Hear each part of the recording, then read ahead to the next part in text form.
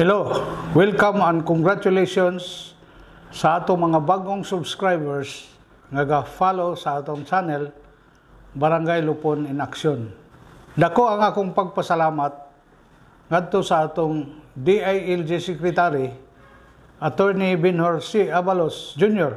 sa iyang pag-appreciate sa atong channel during the LTIA National Awarding Ceremonies held last December 11, 2023 at the Manila Hotel in Pasay City, Metro Manila. Ang kasagaran nga mga pangutana unsay sunod nga buhaton kung failure o dili magmalampuson ang kapitan sa iyang 15 days nga pag-mediate sa nagkabangi nga mga partido. Second, pwede ba nga diretsong husayon sa mga membro sa pangkat ang reklamo bisan dili pa kini moagi sa mediation sa kapitan. Kanosa man i-constitute o mugnaon ang pangkat tagapagkasundo. Unsay unang buhaton sa mga mapili nga pangkat members. Kini nga mga pangutana ang atong hatagan sa pagtagad ning atong short video presentation.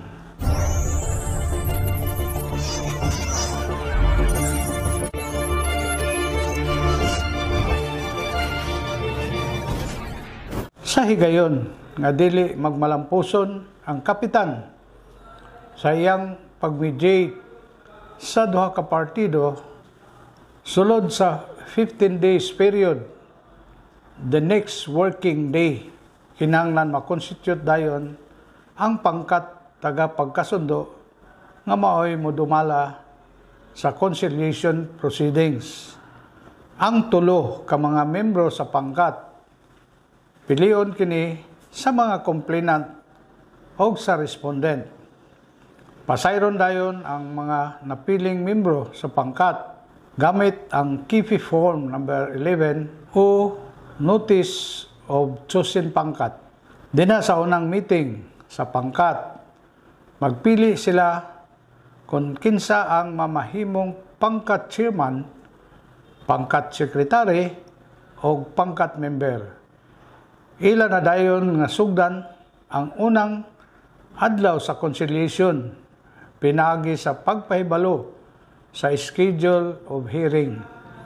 Pasayron ang mga partido sa schedule pinaagi sa pagpahibalo sa complainant gamit ang KIFI Form number 12 nga mao ang Notice of Hearing o pagpahibalo usab sa respondent gamit ang KIFI Form number 13 kon subpina alang sa 15 days conciliation period which is extendable for another 15 days kung makita sa pangkat nga ang kahigayunan nga makabot ang usa ka malinawon nga kasabutan o amicable settlement. Ang gipractice sa pangkat sa among barangay sugdan nila ang paghusay pinaagi sa pagpangaliya o pagampo sa tinguha nga mahupay ang tagsa-tagsa nga mga gibati sa duha ka partido.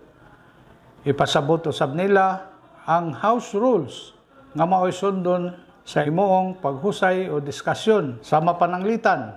I-mute o naka-turn off ang tanan nga mga cellphone. Dili magdungan pag-istorya. Kung ano day gusto mo padayag o gusto mo istorya, hinanglan mangayo kini sa pagtugot sa pangkat chairman. Bawal ang paggamit sa masakit nga mga pulong sa mapananglitan sa pagingon. Siya manggod, dili makasabot, gahi ug ulo. Bawal usab ang gitawag nga finger pointing o pagtudlo-tudlo kay mao kini ang kasagaran nga makapainit sa duha ka partido. Ipasabot nga ang katuyuan sa conciliation proceedings mao ang pagkabot sa usa ka malinawon nga kasabutan o amicable settlement. Remember, ang diretsong paghusay sa pangkat sa dili pa moagi sa mediation proceedings nga dumalahon sa kapitan, wala kini gitugot sa balaod Matod pa sa Department of Justice Opinion number 14, series of 1986, and DOJ Opinion number 24, series of 1984, ang diretsong paghusay sa pangkat matawag kini nga usa ka anomaluso o walay legal nga basihanan tungod kay ang pangkat makonstitute lang kini human ma-failure ang mediation nga dumalahon sa kapitan.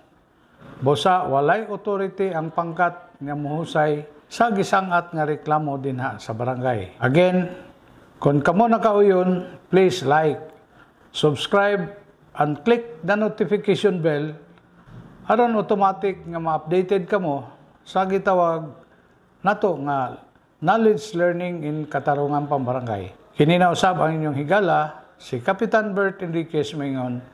Daghang salamat and God bless us all.